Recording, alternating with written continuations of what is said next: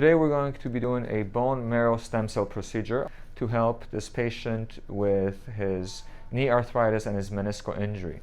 Basically, we're going to withdraw the bone marrow from his pelvic bone and we'll concentrate it, we'll process it, and then we will use it to inject into the knee, around the knee, to help it heal.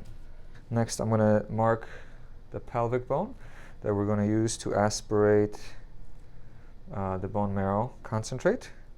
And we want to aspirate from the tallest part of her posterior sacroiliac spine, PSIS. And that's where most of the bone marrow stem cells are located. I'm going to use some chlorhexidine with alcohol to sterilize my injection site before I start numbing up the area.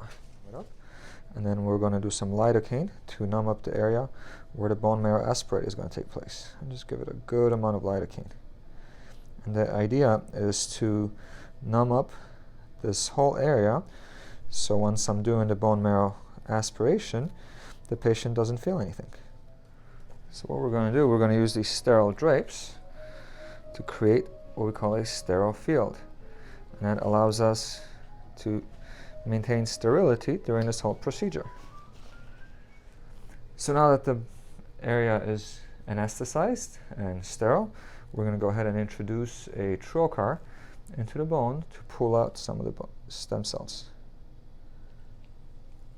And I'm going to just use ultrasound to make sure we're in the right position. There we go.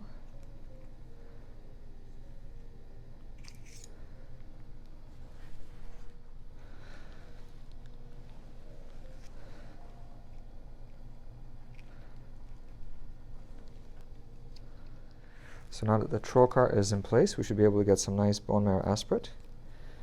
And you're going to feel a little pull, okay? And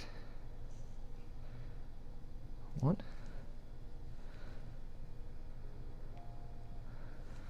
And 2. Perfect. How's that? Not too bad? There you go. Now I'm going to introduce it just a little bit deeper.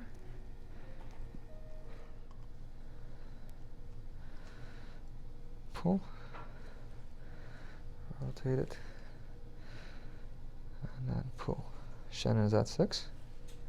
Yep. That should be the last 10. Okay. Shannon is filtering the bone marrow concentrate through a filter and putting it all into a 60 ml syringe. We will use that syringe to transfer it to the concentrating device. I'm just going to remove the trocar and put pressure. So now that we have aspirated that bone marrow fluid, we will clean up the wound. We will put a pressure dressing, and we're going to go to our lab and process the bone marrow into a concentrate. So what I'm doing right now is getting Kathy ready for her procedure. We already collected some of her bone marrow from her pelvis. That is being processed in our lab.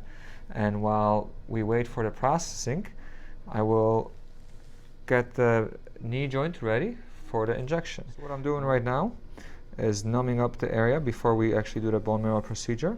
The area has been sterilized with a surgical antiseptic. And right now all I'm doing is just putting a little bit of lidocaine, actually ropivacaine, into the area to numb it up, so when we do the procedure, it's not as painful.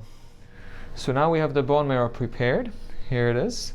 It's bone marrow and PRP, and we're going to be injecting it inside the knee joint, and then I'll inject some also into the meniscus where the tear is. So you can see the knee joint on the ultrasound, and we're going to go ahead and insert the needle into that joint. You can see the needle going in. All I want to do is just get it in between those two bones. Kathy, doing okay? Okay, I'm going to go ahead and put some in. Can feel a little pressure. And you can see it spreading inside the knee joint. Now that the bone marrow stem cells are in the knee joint, next I'm going to put some into the meniscus where the meniscus tear is. I'm going to put it into multiple areas just to allow them to spread. Next, I'm going to go ahead and do a little bit of prolotherapy around the knee joint and the kneecap. This will help to stabilize the kneecap into better position, and also will help stabilize the whole knee joint. The next step is for her to start the healing process. So she's going to be sore for a couple days after this procedure, but as the days go on, the knee is going to start feeling better and better, and we're hoping that within a few weeks it's going to start feeling a lot more stable as well. And the healing process begins.